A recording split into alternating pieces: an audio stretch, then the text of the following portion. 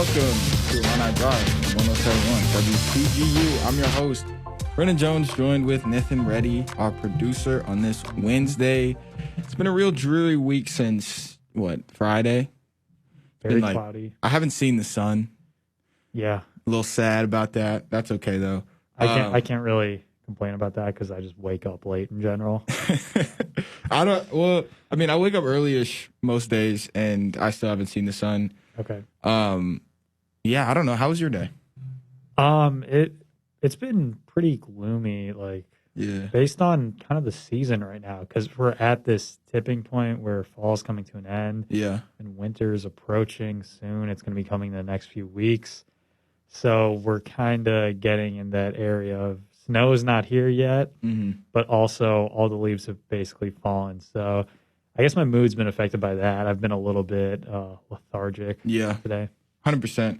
I had some small accomplishments. There was a creak in my bed frame that had persisted for the last 2 weeks, and I was so annoyed. So I fixed that.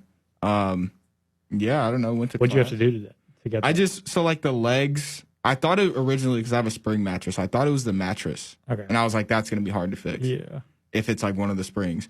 So I took the mattress off and then inspected the bed frame. Found out it was the legs were a little loose and they were clanking to the frame. So I straightened them out, tightened them. Very simple stuff. I'm not by any means a handyman, but that's a win though. Yeah, I know. I'm so excited to go to sleep tonight and not roll over and it start clink again. Okay. Nice. But yeah, small victories. There aren't too many big victories. There aren't too many big victories in the last few months. I don't know. Sorry, this was a very sad start to the radio show, but we're back with it. Illinois football. There's a lot of news to cover today, right? But obviously, we're going to start with Illinois football. This is the last show before Purdue comes here and plays on Halloween morning. Right now, good news for Illinois. Again today, there are no positive tests. We obviously know, if you've been following Big Ten at all, which we'll get into in a little bit, there has been now 12 positive tests out of Wisconsin. 6 players, 6 personnel, one of those players being Graham Mertz, the quarterback that lit up the Illini defense on Friday. So that's obviously a tough situation. They have since canceled their game against Nebraska this coming week. But as of right now, there are no positives on Illinois' roster, so that is a good thing. But they are playing Purdue, a team that we know is known for their passing offense and their passing proficiency, on Saturday morning, and it's coming quick. Nithin, how you feeling about this game? Not great, but most of it's because of what we saw on Friday night. Also, it doesn't help that Purdue looked pretty good against Iowa. So there are concerns that this Purdue team might just run up the score on Illinois, especially due to the fact that they scored 24 points on Iowa. That alone is hard. Rondell Moore wasn't even playing in the game, which is very scary because he's one of the best receivers in the country and one of the best utility guys that you can use. I don't feel great about this game. I think the Friday night is going to stay in my head until I see something different. And I guess that's what this Saturday allows for. It's another opportunity for Illinois to show that, hey, that was a fluke. Brandon Peters is our guy. He's a good quarterback. He can come through. But as of now, I don't know of really much that can help this team. Yeah, definitely a concern. We saw a team that we thought wasn't going to be that good passing just light up Illinois' defense. Yeah. We saw their coverage be very sorry. We saw their pass rush be very limited. And this is a team that, while they did beat Purdue last year, it was very, very good conditions for Illinois. It was raining, it was wet, it was cold. Not really great conditions for the pass that Purdue really hoped to lean on. This year, it looks to be another, it looks to be pretty clear right now. I haven't looked at the weather, but no storms on Halloween, I don't think. But yeah, they put up, looking at the stats here, they put up 282 passing yards, against Iowa, which Iowa's always like a solid defense. Aiden O'Connell, their quarterback, 3 touchdowns, 2 interceptions, 31 for 50. So threw it a lot. He's going to throw it a lot, especially, when he needs to in games like Iowa. That was a close game. You need to rely on that receiving core. But they ran the ball pretty well, too. They did, right, exactly. Their main running back, 21 carries. 21 carries, 129 yards. I don't know. It's not looking great. Obviously, we heard the news, I think, yesterday that Rondale Moore is out. That is their best receiver. That's good news for the Illini. What'd you say? That's very good news for the very good news for the Illini defense. But then you look at David Bell, their now leading receiver, who had 13 receptions against Iowa, all 3 of their passing touchdowns, and 121 yards. Put up insane numbers. It's just another dude you're going to have to look out for. That is just obviously extremely good. I don't know what Purdue does, but they're able to find these young receivers. I mean, Rondale Moore, when he came in, he's an immediate impact guy. He's a big reason why they upset Ohio State his freshman year. And then now David Bell, who's coming off of a 1,000-yard year, just building off of that with a 100-yard performance on 13 catches is incredible. And it's very, very, very scary for an Illinois defense, and specifically an Illinois secondary that was unable to do anything to affect that Wisconsin passing game. This game, the more we talk about it and the more I think about it, the more it approaches. Pretty sure I'll be in the press box on Saturday, so I'm very fortunate. But I'm terrified. Me too. I'm so terrified because, I don't know how you stop it. You let Graham Mertz slice up your defense. He's a redshirt freshman, obviously really good recruit. So no disrespect to Graham Mertz, really good recruit, but he wasn't going to be the starter. Second string. And then you have this team which is not known for their passing game, and he completes 17 straight passes. I think he ends 21 of 22? 20 of 21. 20 of 21.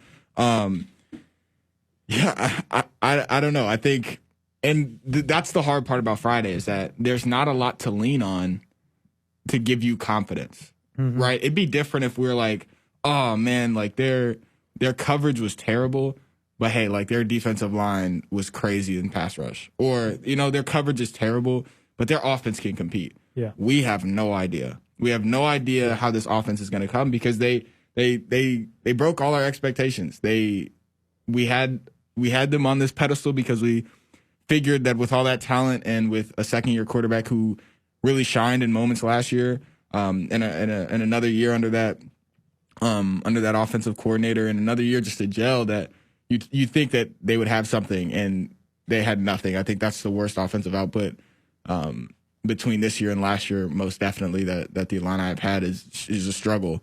So I wish I could sit here and be like, you know what, you can be confident in this Illinois team that they're going to do this. I have no idea what Illinois is going to do on Saturday. And it's terrifying, because while I think that it's a possibility that, something clicks and something changes, look, that Wisconsin defense is really good. Purdue's defense isn't as phenomenal as their passing game, so maybe you can get some stuff going, on the offensive end for the Illini, but they're still a huge wild card. That's why it's so weird to preview this game, is you don't know what to lean on. All you can do is offer solutions, but they're the solutions that everybody knows. You have to get more people involved in the passing game. You can't only look at Josh Imatorbhebhe. Imatorbhebhe can't drop balls like he did in the first quarter of last game. Mike Epstein can't fumble in the first drive. Their defensive coverage has to figure out a way to be effective. I can just list off a whole list of things that they need to be better at, but I can't tell you what they're definitely going to be good at. It's important to note, though, that as pessimistic as we are, they played against Wisconsin, who had one of the best defenses the season ago and played really well defensively. And granted, Brandon Peters looked terrible and the receivers looked terrible, and the O-line was unable to block. This is going up against a Purdue defense, and that is a complete swing from one end to the other, because Purdue doesn't have a great defense, and Illinois is going to have opportunities to score on them. So maybe this is one of those games where we look at it as your offense is going to have to be your defense at points, where you need to get your defense off the field, and your offense maybe will have to take a 6-minute drive that takes 12 plays or 14 plays and really kills the clock and allows you to establish some consistency with your run game, with your pass game, with just moving the chains in general, which is it's important for this team because there was nothing like that against Wisconsin. It was a lot of 3-and-outs. It was a lot of turnovers, bad plays, an inability to find a connection between any grouping, whether it was quarterback and receivers, running back and O-line. There was just no cohesion in that last game. Yeah, and that's what we really talked about on Monday is like, you got to have some sort of consistency on offense. Like, you don't have consistency on offense, and we see this at any level. You know, most notably the Bears. I know we're not going to really talk about them today and the dud that they laid on Monday, but we don't want to talk about that. But yeah, I mean, you're going to have consistency, right? You can't have 3-and-outs, right? You can't have a game where James McCourt doesn't even see the field. You know what I mean? Like, you have to at least get close enough to kick field goals. Yeah. You have to have some sort of sustain. Well, he saw the field for one play. He had an extra point. Oh, yeah, after the defense scored. But point very well taken. But yeah, I mean, you have to get close enough to at least put some points on the board because you're going to be facing a lot of teams, whether it's what you saw with Wisconsin or you're probably going to see with Purdue, Ohio State, Minnesota. There's going to be teams that are going to put up points, and you're not just going to be able to, hope and pray for turnovers from this defense, right? Yeah. Luckily, they gave you a fumble recovery for a touchdown, but I mean, that's not going to happen every game. It's just simply not. That's just not how football works. Especially when you're coming off a year where you had so many turnovers last year. Often the pendulum swings the other way. So this offense needs to get it together, and I'm sure they'll be the first to tell you that. I'm sure Lovey will be the first to tell you, Rod Smith, Brandon Peters, Josh Matterbebe. All of them will tell you that, they need to be more productive, but it needs to start somewhere, and it has to start Saturday. The season is too short for you not to go and at least be competitive in this game, right? We were talking about this team maybe being a 4-4 team and hoping to win that ninth game, the sort of simulated championship type atmosphere. But if you want to even salvage, this is a game you have to win if you want even those expectations to even be thought of from now on. Because if they lose this game, you're thinking maybe a 2-win team, and that's just not where you can be as the Illini. And the thing is, with the schedule they've been given, it's a pretty easy schedule overall. Yeah. So they should be a team looking at 4 to 5 wins this season. It's just that you come off of that first game, and then it feels like all the progress that you had over the last few years is just immediately gone. And that's why this is a huge game, because your season can crumble very quickly, as you said. And if you lose to Purdue, you could go to 2-1, maybe even go winless throughout the season. If you win this game, you have more confidence going into Minnesota. Then you have some other easier matchups with Rutgers and Nebraska. The Ohio State game, we all know they're not going to win. Anyone could say that. But other than that, you have 6 winnable games. It's just 5 winnable games. Minnesota's not very attainable, but 5 games you should be in all of them. There's no reason why this Illinois team should put up the same fight that they did week 1. At all. I mean, if you put up the same fight you did week 1, you're not winning a game this year. I mean, I hate to be blunt with it, but honestly, if we see that team at all again this year, you're not winning a game. It can't be that way. It has to be a complete 180 from what we saw on Friday, with the exception of, I guess, the run stoppage. That was wild because that's the thing we thought we weren't going to see, right? So it needs to be a complete shift. They need to come out against Purdue and hit the ground running. I'm about to look at the weather right now, but I also think while it's you might, after the performance, right, that Brandon Peters and the receivers had, you might think about playing it safe on Saturday. I don't think that's the time to play it safe. I think you are in a win. We must win this game. I don't think you can rely on your running backs to get the momentum going. I think you're going to have to rely on the talent that you have, the talent that you've been saying you had since last year and what you're excited about, right? Because we talked about this, you're going to have to establish your identity fast, right? And if the Illini, stick back to running and checkdowns because, they're scared to let it loose with Brandon Peters, Josh Matterbebe, Luke Ford. You're going to end up in a situation where you don't know, what's happening, because if this team is going to be successful, if this offense is going to be successful, you're going to need to do it through your receiving and your quarterback play. So I don't think Saturday's the day that you take it easy and you're like, okay, let's just set up Brandon Peters for easy passes. Because at the end of the day, he's a senior, right? If he's not going to do it for you with what you want him to do, he's not going to do it. So you're going to have to go out there and kind of revitalize that energy in him and that confidence in him, because I still think this offense is very talented, and I think that they can do it. They just have to execute. You know what I mean? Exactly. And the thing with Saturday's game is that you're going to get the opportunities, if you're Brandon Peters, to not just have those 3 to 8 yard routes where there's some easier checkdowns that you can have that the defense will let you have. This is a game where you're going to be able to push the ball down the field. You're going to get those intermediate, those 15 to 20 yard throws, as well as those deep balls to Josh Bebe. It just becomes whether or not this Illinois offense, and specifically Brandon Peters, can give his guys a chance, because he didn't really give his receivers a chance last game. He overthrew a lot of passes. Granted, some of it was because Wisconsin's secondary was playing really well and they weren't really allowing much space. But when you're focusing in solely on one receiver, it's hard for other guys to feel comfortable too. Yeah, no, 100%. That'll lead us to our first break. When we get back, we'll hit some quick score predictions for this Illinois-Purdue game. And then we have to unravel what has happened in the Big Ten in the last, 48 to 72 hours, that news. And we will also hit on this whole Dodgers debacle when we get back on 107.1 WPGU.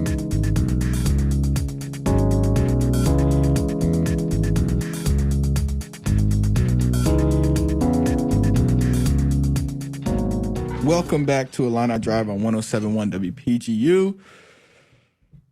So before we tackle this, what's happening in the Big Ten in terms of Wisconsin and COVID, let's hit the score predictions for Saturday in Champaign. I think it all relies on one thing, and you just have to be better. It's so simple to say, and I feel like sometimes such a cop-out, but it is what it is. You just have to be better than you were on Friday. I'm thinking that they are better. I still think they lose. I still think the offense of Purdue is just too great for just what we have on defense, talent-wise, coaching-wise, everything. So I'm saying 17-27 Purdue. Okay. I don't feel great about this game. I think the Illini can win this game, but based on what we saw against Wisconsin, it's really put a damper in my mind about this team. I'm going to go 31-14. I'm really concerned about the offense after that first game. It's one thing if they scored 20 points or even got their own touchdown. The fact that they didn't get the ball really past the 50-yard line more than, I think, one drive is concerning. And then the fact that they didn't score is also very, very concerning. 100%. Well, we'll see what happens on Saturday. Hopefully we're wrong. I'm praying we're wrong. But Wisconsin. So on Sunday, news broke. Graham Mertz tested positive for COVID-19. That was 2 days after they had played the Illini. So everybody was really on edge about that, rightfully so. That's a scary situation. Turns out, I think also the third string quarterback also test positive for COVID-19. And then today we get word that 6 players and 6 personnel, whether that be coaches or people who work with the team, have tested positive for COVID-19. So Wisconsin football has an outbreak on their hands. Very unfortunate situation. They have decided to cancel. I think they used the term cancel their game against Nebraska this weekend. Me and Nithin were kind of talking about it. We talked about it weeks ago with the way they set up the schedule. There's just no room for any type of makeup games. I think that they're honestly just going to lose this game. I think they actually announced that it's canceled and there's no makeup. Yeah, it's a very unfortunate situation, but I mean, those are the cards we've been dealt. As we said before, as of today, no Illini have tested positive for COVID-19. That's a very good thing. We love to hear that, obviously. Hopefully everybody is staying negative. But this is scary because, like, the Big Ten was supposed to have the plan. You know what I mean? Yeah. When I first read the Big Ten's plan to come back and play, like, it was a lot better than the SEC and the Big 12 and the ACC. And it made me more comfortable because it seemed like it was thought out. It was very in depth. I really liked the 21-day mandatory out that these players had, which not only gave them time for the virus to be either gone from their system or non-contagious, also gave the athletes time to then do heart scans and make sure that there are no heart conditions for the virus left in their body. So it looked great. And then literally the first game that's played on the first weekend, stuff is messed up. It's very, I don't know. It sucks because, like, we keep running into this wall that tells us, like, no, don't play. Mm-hmm. You know, like, you guys should not be playing. We need to get this under control. And I'll reiterate this a million times. It's none of the athletes' faults. It's none of the coaches' faults. None of the school's faults that this is the situation we're in. But it's the situation we're in. And it is, as a student journalist trying to navigate this, it's tough because you want, obviously, people to play. Like that's what me and Nithin do for our extracurriculars. We cover these games. We talk about these games every day. We write about them. We discuss them. That's literally our whole lives outside of school. And our future plans. Our future plans. Like, that's what we want to do for the future. But there's also that sense of like, this just isn't right. You know, this isn't what we should be doing. Mm-hmm. I don't know if you share that same sentiment, but that's what I see. When I hear about this, about Wisconsin, and it's like the Big Ten had this comprehensive plan. They had this great antigen test. They have this quarantine guideline. They're testing every day, and still there's an outbreak. Like, what can you do other than not play, you know? Yeah, I mean, I don't think there is a right answer because there are problems with playing and then there are problems with sitting, specifically that football brings in so much money for these universities, and that's why they're able to fund a lot of the other sports. The problem with playing is that you're putting all these guys into situations where they could contract the virus. I think at least with the Big Ten, what they've done is they've set up systems where they're being overcautious with playing, which is good. And they're not allowing fans in the stands right now, which a lot of I think like basically all other sports are allowing, which that's a problem. The fact that at a Clemson football game, you could see 20,000 people in the stands, I still think is not a great thing, especially in like dome stadiums. Mm-hmm. The thing that's disappointing is that like we expected better and we're not getting better because the first week Wisconsin has an outbreak and they have to cancel a game. And with this season, you can't afford to cancel games, especially if you're a Wisconsin team that's ranked 9th in the country now and has potentially college football playoff aspirations. Also throw in the fact that you're losing your quarterback, basically. Who knows who's going to play quarterback now? It might be a walk-on at this point. I was texting my Wisconsin friend. They have this guy named like something Vanderboom. Great name. Okay. But their fourth string quarterback, he's like a junior. Is he even a scholarship guy, though?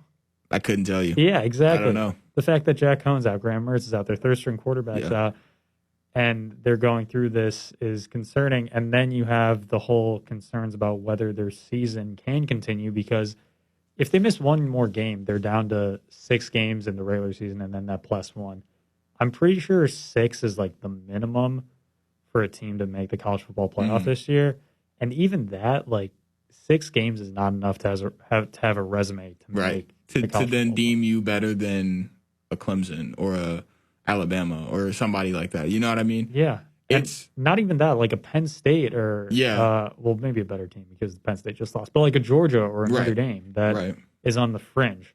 Like these are the kinds of things that make it hard to have a full season, especially with all the restrictions in place. I'm wondering if at some point the College Football Playoff Committee looks at this and says, all right, maybe we should push back our final decision date because it's causing a lot of problems. And we haven't even gotten into the fact that the Pac-12 hasn't started yet.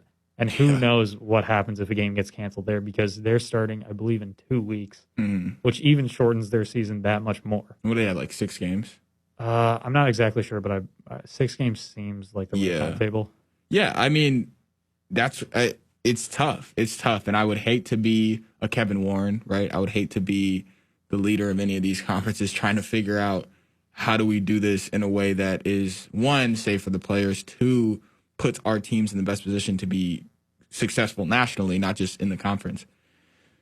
And there's just no answer, right? There's just, you look everywhere and there's just no answer. And I don't know. I don't know how you go from here. I don't know if there's a point where you're like, yo, we tried it and it didn't work and we're done for the year. I don't know if you can get to that point. But the problem with that is that it's what I thought would happen with college basketball, where the NCAA realizes how much college basketball matters, and I figured the tournament would happen because there's just way too much money in it. We're a little bit past that, and now people feel a little bit more comfortable with football teams playing. I mean, it's happening in the NFL. We already saw the MLB season wrap up and the NBA season wrap up. So there's a comfortability with playing sports right now. I just don't see the NCAA canceling a college football season because, as I said earlier, like it brings in so much money and it matters so much to their quote unquote brand. Yeah. It's a tough situation. I mean, we'll obviously see what this means for Wisconsin and Nebraska. Poor Nebraska, who seemingly, I mean, from what I've heard, has a healthy roster. They're just missing a game. So, I mean, that's obviously unfortunate for Nebraska. But early bye week. Yeah. We'll see what happens with that. We'll see what happens with these situations. Hopefully, Illinois stays healthy. And hopefully all the rest of the athletes stay healthy. You hear about news in Florida with more positive tests.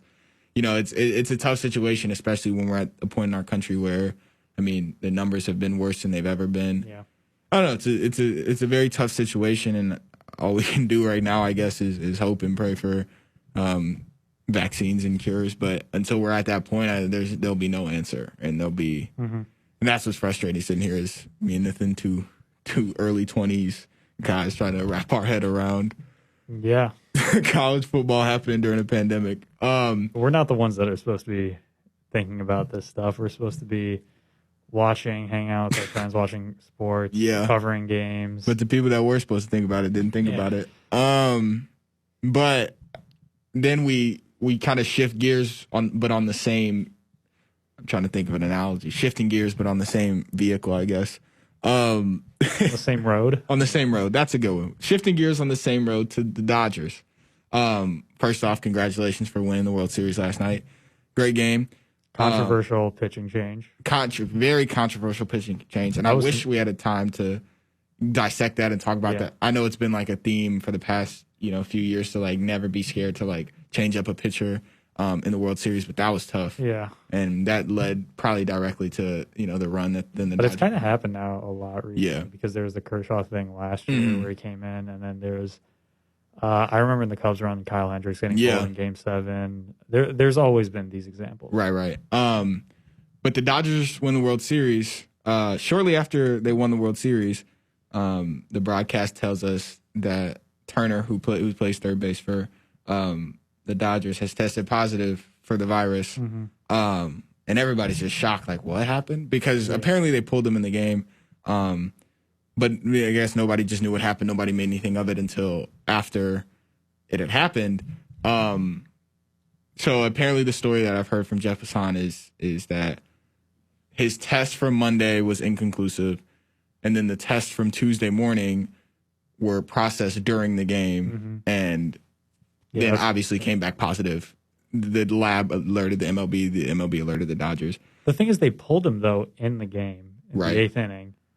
And then he was celebrating on the field. Yeah, that's no sense. That's what we're gonna get into. But yeah, so then I think at that moment after they win the World Series, the first thing that goes into my mind is like, okay, like you finish out the game. All right, they've already been playing for 8 innings. Wait, the first thing that goes in my mind is how do you let these guys play when they have inconclusivity? Yeah. You know, if you have an inconclusive, like, that's obviously like sucks, but like you got to wait till your test is negative to play. Don't you think? I'm also not someone that knows the process of testing, but like for us, we get, if you get like a priority test here at U of I, you sometimes get those back in like 2-3 hours. Right. So I'm wondering why it took as long as it did too. And like, you think if it's the World Series, like the MLB is like making these tests come as quickly as possible. Yeah, and you're testing it at like 8 in the morning or 6 in the morning. The second you hear that, oh, this is an inconclusive thing. Exactly. Like you got to go to the room and be like, bro, you tested inconclusive. Like, let's get another one before this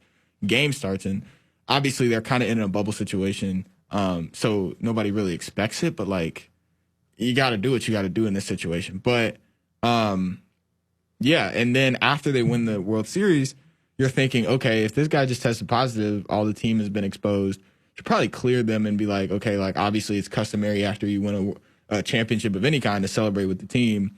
But they let the celebration go on. They let the guys have time with their families. Everybody's together. And then as they're celebrating and giving speeches, like pictures start to flood with Turner back on the field. Yeah. And I was just shocked. Like I couldn't believe that this is what we were seeing. This guy who has tested positive for the virus that day, goes back on the field, is interacting with everybody, is touching the trophy, kisses his wife, takes a picture with the team, takes his mask off during the picture. It's just so many things went wrong. So many things that you're like sitting here and you're like, there's no way that this is happening right now. Yeah.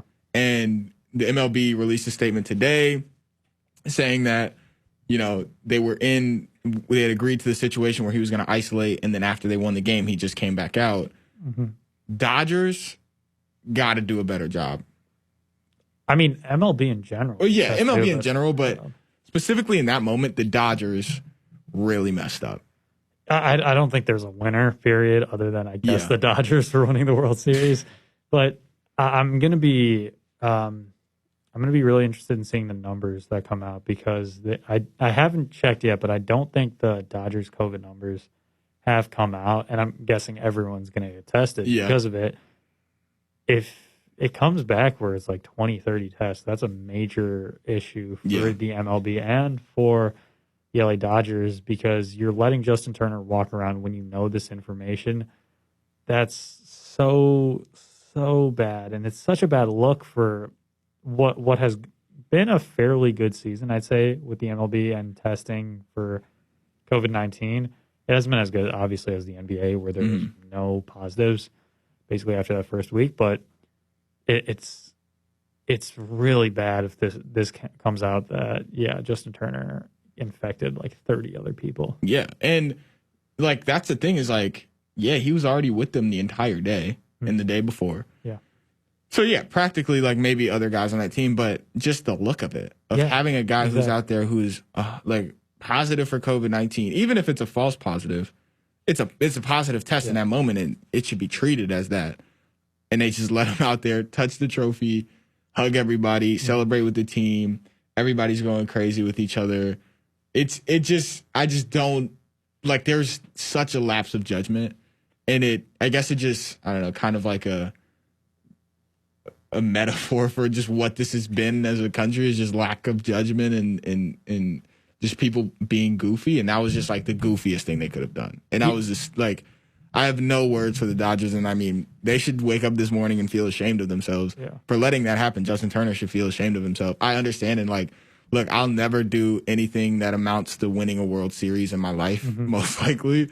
But like, at the end of the day, this is a situation that we all signed up for. And when the MLB, made this decision and all the players made this decision, everybody had the chance to opt out. When you made this decision, to do this, you kind of signed this social contract. It's like, we're going to do this to the best of our ability, but we're also going to follow all these rules. And the Dodgers and Justin Turner just like obliterated that contract last night. And I think the MLB is going to go down hard on the Dodgers and Justin Turner, as they should, I think. It's very unfortunate to see that. I hope it's a false positive because you don't want those issues with than involving family and involving more people. But there's no excuse for the behavior that happened last night. Yeah, and the best case scenario is that it's a false positive, not only just for, like, I guess, society for not having more cases, but just the fact that people will forget about it if it's a false positive over time. They'll forget that this was a big deal because nothing really happened after that. If it's a true positive and if there's a lot more cases that comes out, this is just the start of it. This is going to be, it's not going to be obviously the Astro scandal because that seemed less avoidable. But although this one is very avoidable because all you had to do was say, Justin Turner, go away because you may have COVID and we can't risk that. Yeah. I mean, it's as simple as that. And I mean, you would hope that these people just had more responsibility and, you know, they just didn't. And yeah, I don't know. And yeah, like I've tried my, like, for the past like day to be like, okay, like he just won a World Series, but like every time it comes back to it, it's like, that's just so irresponsibly stupid. Yeah. There's nothing, I don't know. There's nothing more to say to that other than that. And I don't know. It was such a weird feeling just sitting there looking at these pictures every time a new picture would come out. Like, I think the first one I saw was like him out there holding the trophy. And I was like, what? Like, yeah. And then there was one where they were taking the team picture and they caught him like on the broadcast camera taking his mask off. It was just, I don't know. I could talk about it forever, but like I just couldn't. It's a bad luck. Fathom. I don't know. It's really bad. We have a couple minutes before we're gonna hit our last break and then finish off with the one and only Bachelor, which showed last night. And we said we weren't gonna do this, but I think we should just a little bit, Please. A little bit. All right, I'll sacrifice my mental health for this. Last week after the Bears, 2 days ago. Well, yeah, no, but last week after they beat gotcha. Carolina, Nithin accused me of drinking the Kool-Aid. And I was drinking the Kool-Aid a bit too much. And I was sipping it. You were sipping it. We were indulging. I'm totally off of it now. I don't want any more Kool-Aid for the rest of the year. Because as I'm watching that game, it was like the worst case scenario for this Bears team just play out, you know?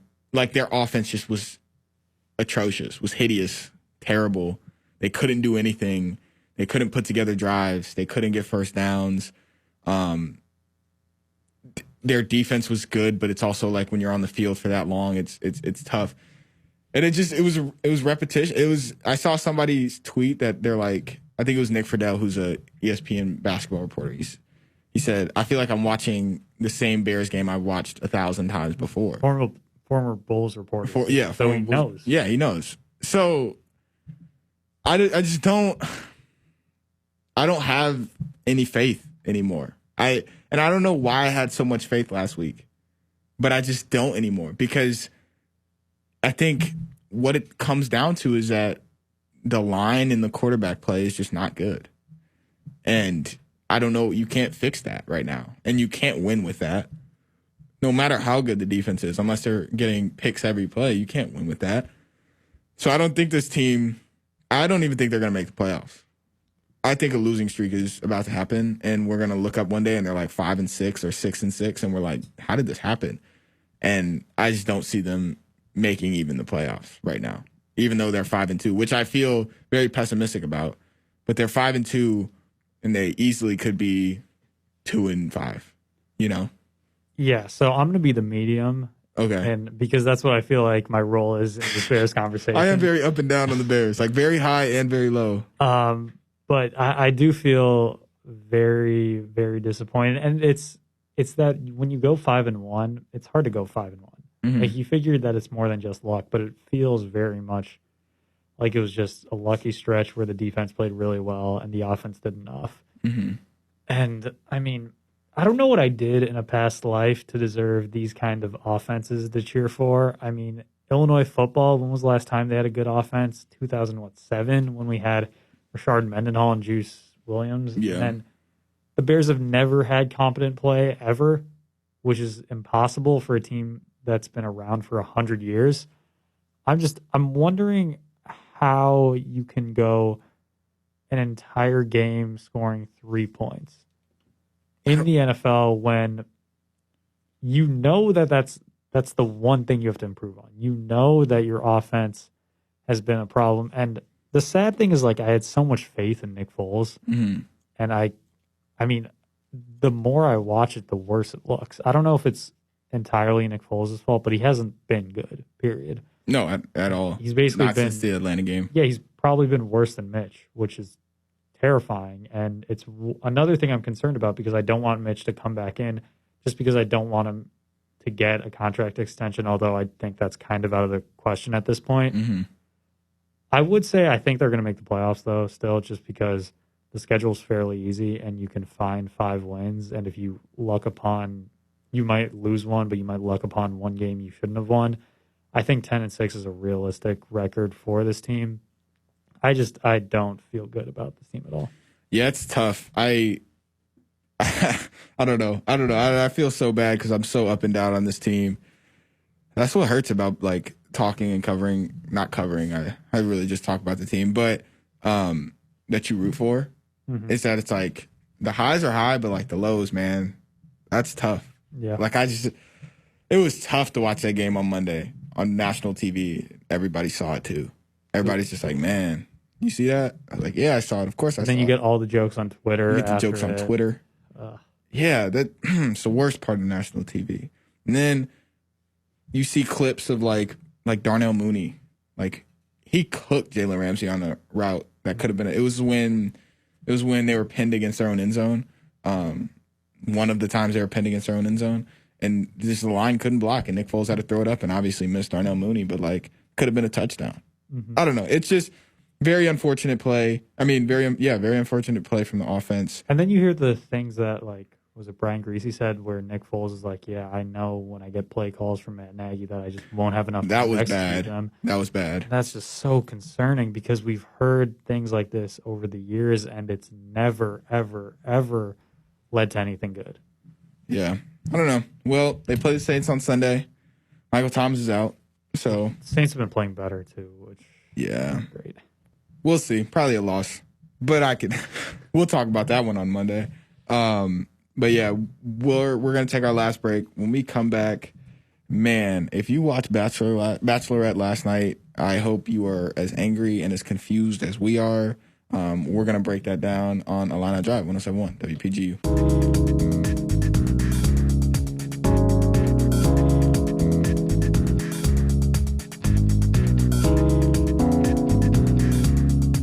Welcome back to Illini Drive, 107.1 WPGU. We're on Wednesdays. We recap Bachelorette. That's what we do. That's what we do. And you're here for it. You love it.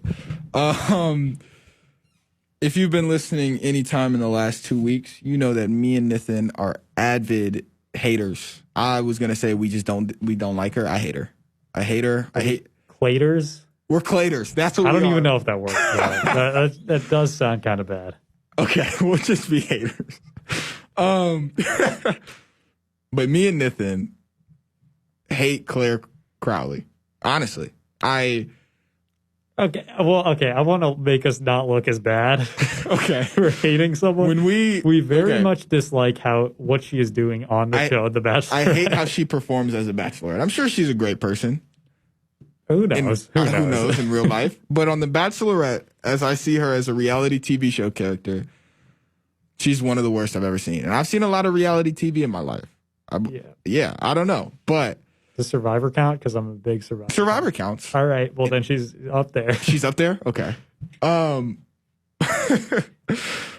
she doesn't fit her role. That's the big issue. No, exactly. So if anybody's been watching, she, from the moment she's met him, has been infatuated with this guy, Dale, former pro wide receiver from South Dakota.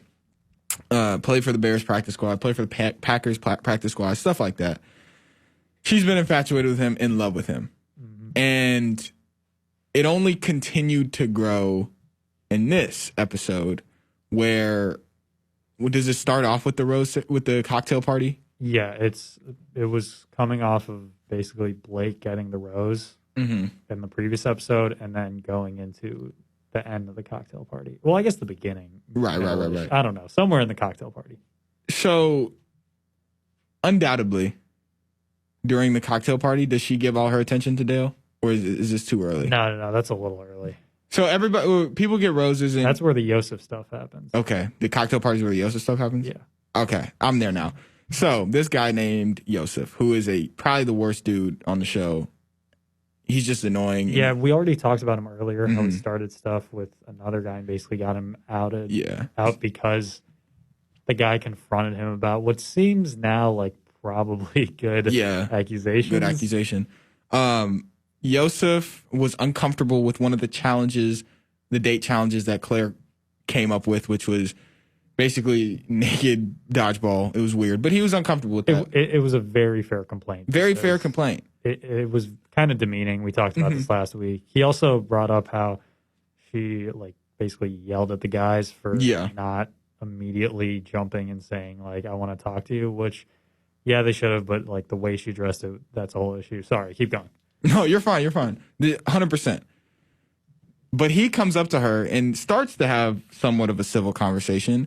And then as she's understanding and being I understand that, he goes from 0 to 100 and 150. It goes 150. And he's just yelling at her, talking about how she is a classless woman and this and that. Terrible look for this guy. Yeah, it was bad. Very bad. She starts arguing with him. They stand up. It's a very uncomfortable situation. I think that's the perfect word for this season so far. It's just uncomfortable. Yeah. Yell at each other, and he gets this. He walks away. He's yelling at her, obscenities, all that type of stuff. The guys kind of step in. He goes to the car. He leaves. He's done with Bachelor, of course. And then guess who's there to comfort her after this exchange? Of course, Dale. Dale, always there.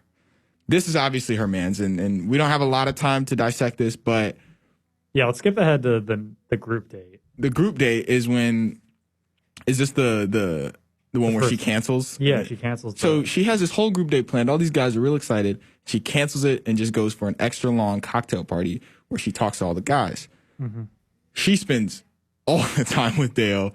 Yeah, it's important to note that he actually said at the beginning, hey, can I just talk to her for 5 quick minutes? I just want to basically address what happened earlier with Yosef, and then we'll get on with it. So the guys are all right, this is still pretty annoying, but fine. If he comes back soon, it's good. Apparently they go off for an hour, 45 minutes, a really long time. And then Easy has to come in and basically find her and bring her out. And throughout the whole, there isn't much time left because the cocktail party is only probably, I'm guessing, 2-3 hours. So all these guys are trying to fit in time. Essentially what happens is that Dale comes back again and steals her for more time, which the guys are pissed about. She doesn't really seem to mind because she's clearly in love with him at this point. And there starts to be a feud between basically everyone in the mansion and Dale, and this translates into the next group date where it's a roast style where everybody gets to roast each other. We didn't bring up the one-on-one, though. How much time do we have? All right, quickly. So the one-on-one, it's with Jason, I think. Yeah. I don't know. They have the whitest names ever. But factual. Jason basically is excited about this date. They're having the spa date, and Claire's I'm not really feeling this. Then the date's about to end. She leans in for a kiss. He leans in, and she just stops. Yeah. Doesn't kiss him. And then he's mad aggressive. Yeah, this part is where Jason looks really bad because he does kind of grab her. He does. He's not abusive or anything, but it's very uncomfortable. It is uncomfortable. I understand why she was uncomfortable. And she's trying to leave. And then Zach was his name. What? Zach. Well, who's Jay? There's so many Jasons. I don't know. I'm with you though. I'm with you. All right, Zach, another white name, right? So then this is happening, and he's all right, I just want to address this at their dinner date. Yeah. She doesn't show up. She basically tells Chris Harrison to dump him. And he's gone. And he's gone. So that's another thing we have against Claire. And then with the group date, there's the whole roast, and basically everyone's flaming Dale, and Claire gets so pissed about it because I think she uses the words like everybody's making fun of my fiance. I think she said that. She does say that. Which is kind of surprising because ABC is showing a lot of footage of her talking to her producers, and Claire is not coming across good at all. At all. I think at the end of the day, she's found the dude that she wants to be with. Mm-hmm. And all power to her, right? That's the end goal of the show. She didn't do it She's approaching this wrong. Or in an orthodox way. She approached it wrong, but she did it. Yeah. I'm just so ready for her to leave. I am too. And Dale. Because, I'm happy for Dale. I don't know what he did to make him love her or her love him. He walked in from the limo. Yeah. And she just loves, I don't know. But I think our bigger problem with it is that she's like clearly not giving anybody else during and then she's getting mad at them for not getting a chance. It's like she's very hypocritical and she's very frustrated. It feels like there's no consistency with her, and we could go on for hours about this. Claire. But I agree with you, Brendyn. I mean, it's about time we kind of move on with this show, and if the season's going to end early or if we're going to get a new Bachelorette, let's get to that point because we're just dragging out at this point. It is a drag. I love seeing Chris Harrison, though, so I'll keep watching. Best job in the world. For real. But yeah, we're going to hit you back on Monday. Obviously, Gabby and Josh will be in here to preview the Purdue game. Hopefully better than we could. I didn't even know. But it was a very depressing. It was very sad. 50 minutes. Sad day. And then angry 10 minutes. But, not our finest moments. This has been Illini Drive on 107.1 WPGU.